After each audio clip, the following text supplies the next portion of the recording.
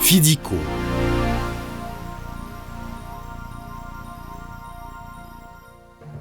La compagnie financière, industrielle du développement et de l'investissement.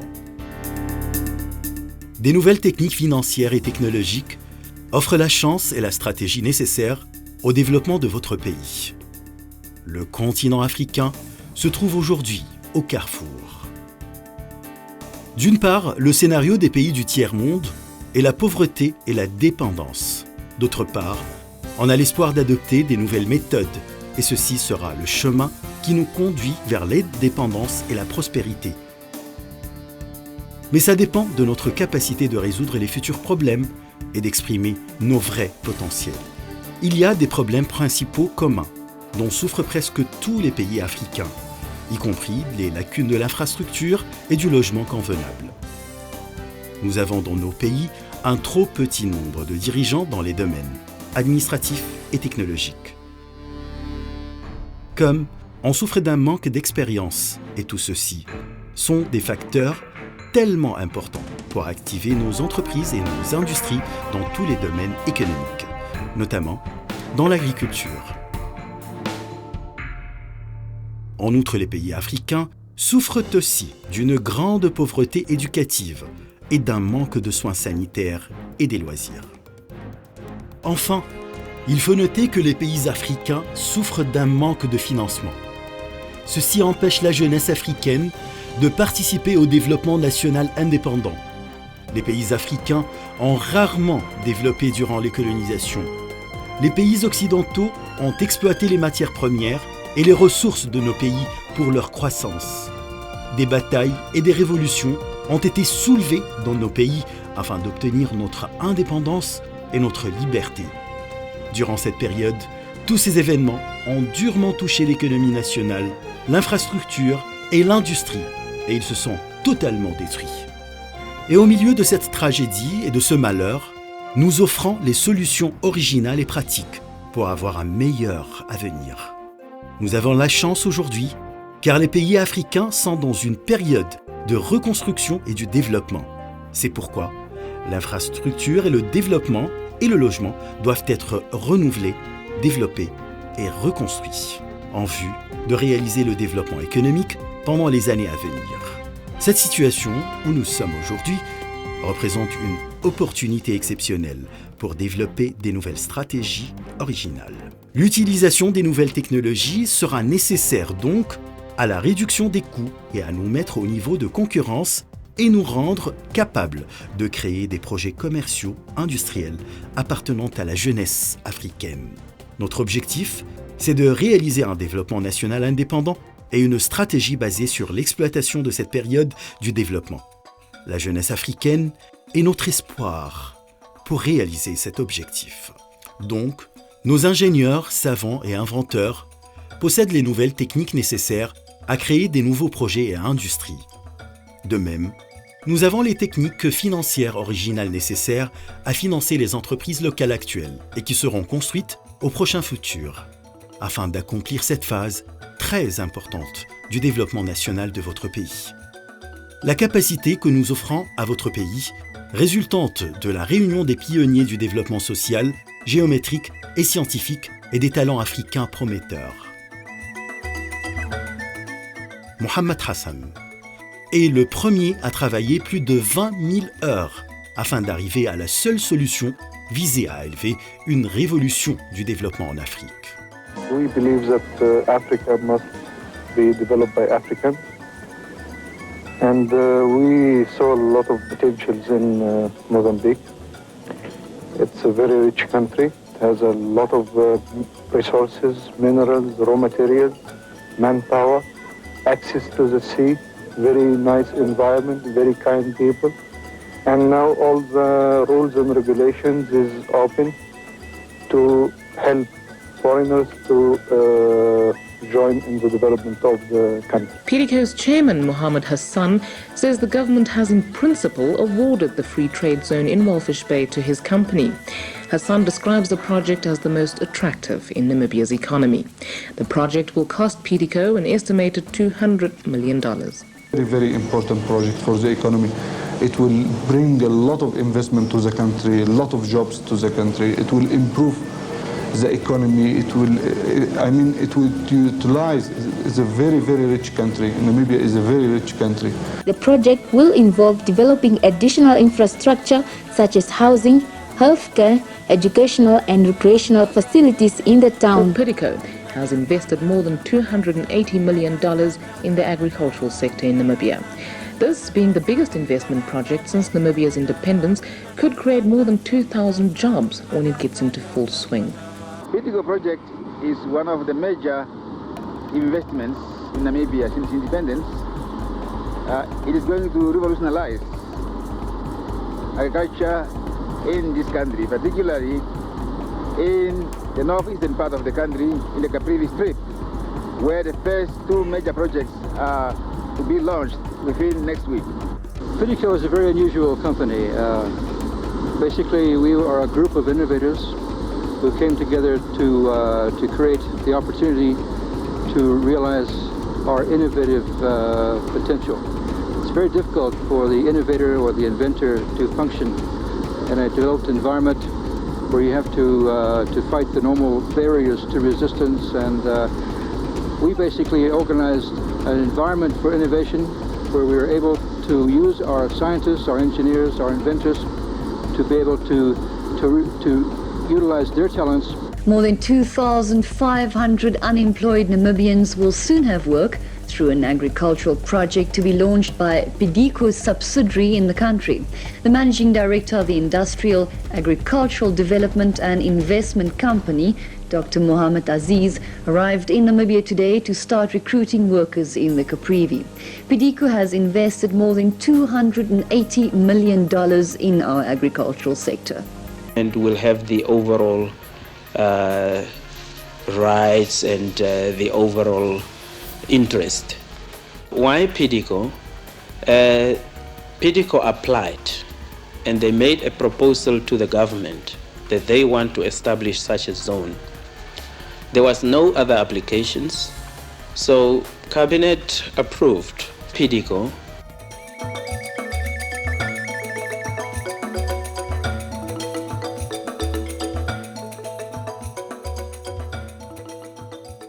Le rêve africain.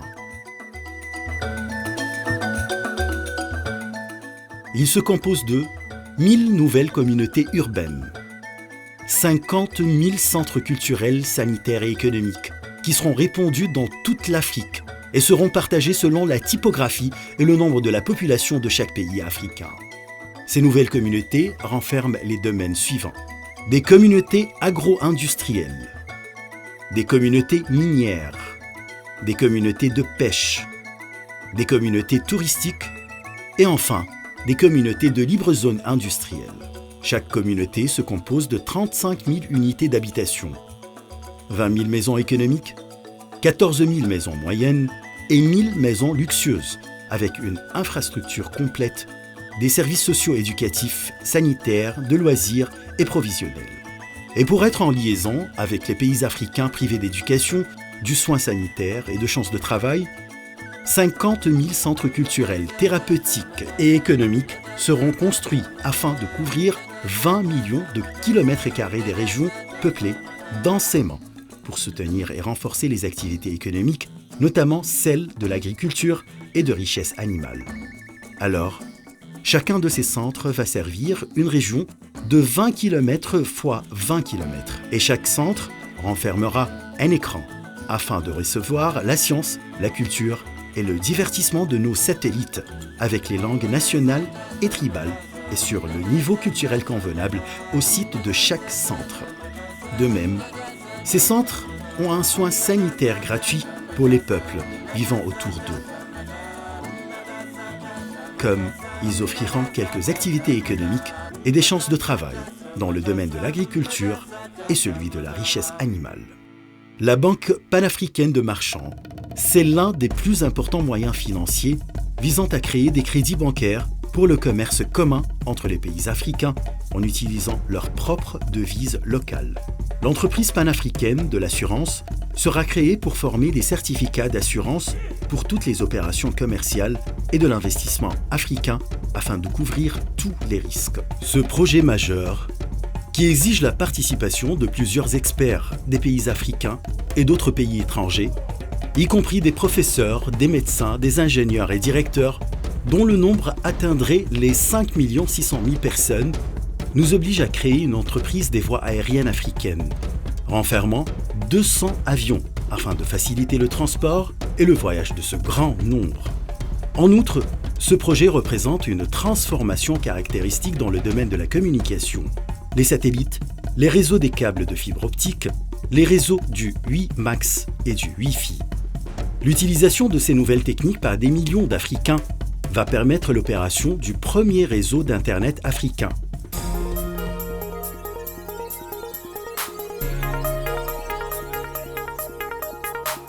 Ces nouvelles communautés seront connectées avec les anciennes villes à travers un réseau d'autoroutes composé de 8 voies, de longueur de 100 000 km, plus les rivières et les lacs naturels qui atteignent 70 000 km et de même 3 000 km des bords des mers et des océans.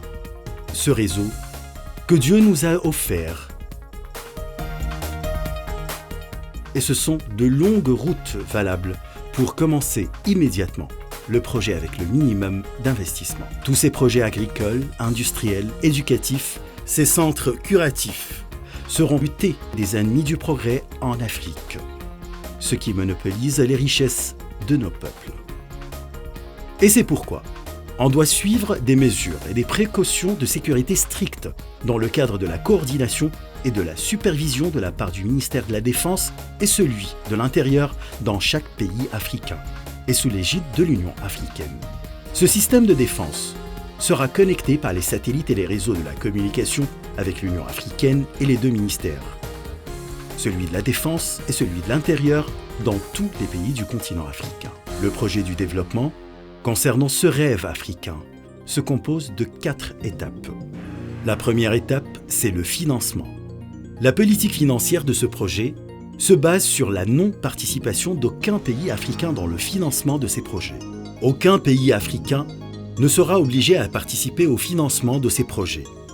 Alors, comment peut-on financer ce rêve africain qui coûte 6 trillions de dollars pendant les 15 prochaines années?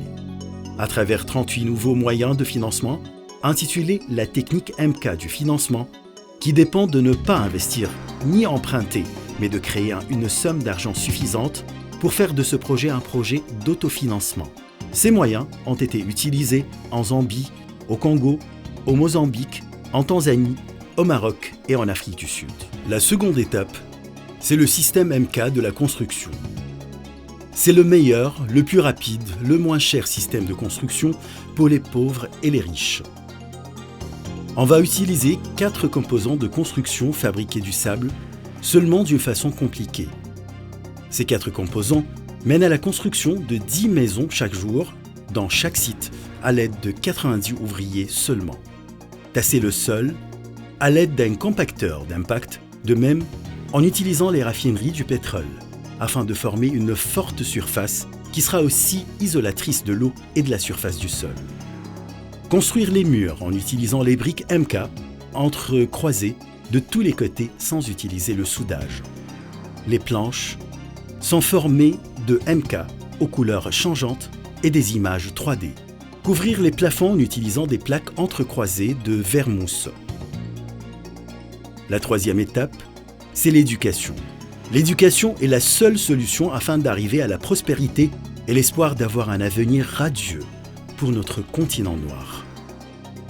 Les pays africains n'étaient pas capables de financer et d'établir l'infrastructure de l'éducation principale à travers les écoles, les professeurs et les livres.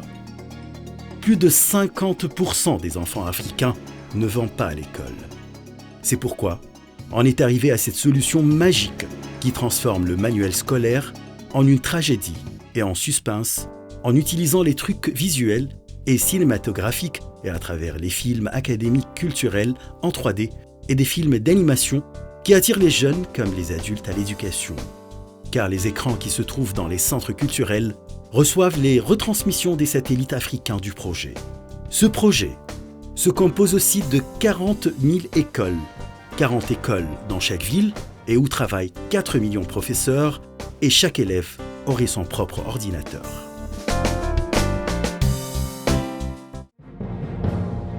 La quatrième étape est celle des nouvelles technologies dans les différents domaines. La technologie MK du creusement et qui sera utilisée dans le creusement des canaux et des lacs afin de les utiliser à l'arrosage et dans les fermes. La réutilisation de l'eau 2 fois, c'est le moyen le plus efficace à travers l'utilisation de l'eau, une fois dans les fermes et une autre fois dans l'arrosage. La technologie du grand savant Foxcroft, où on utilise l'éclair artificiel pour enrichir l'eau de l'arrosage avec le nitrogène. De même, il est arrivé à une autre technologie, celle de la tour de l'électricité. C'est une autre façon de produire l'électricité à partir des vents avec une méthode horizontale et avec un coût minimum. L'utilisation de la technologie du professeur Al-Kholi pour séparer les composants de l'eau, on peut donc générer l'électricité de l'hydrogène. En outre, on a sa technologie consistante d'un miroir concave qui reflète les rayons du soleil sur une lentille de concentration afin de produire une grande chaleur qui vaporise l'eau pour avoir une électricité propre et une eau potable. Des tubes composés de fibres de carbone inventés par Wolf Steens. Ces tubes ne sont pas soudés, mais en même temps, ils sont très solides et ils peuvent être fabriqués avec n'importe quel diamètre. Ces tubes coûtent beaucoup moins cher que les tubes en acier traditionnels. Et nous croyons que les multiples sociétés urbaines pourraient créer un pays fortuné, ainsi que plusieurs pays fortunés pourraient créer un continent africain en pleine prospérité. Le développement d'une société veut dire une infrastructure, un logement, des services sociaux et il veut dire aussi une création des activités économiques nécessaires à soutenir chaque société. Personne ne va développer l'Afrique que les Africains eux-mêmes.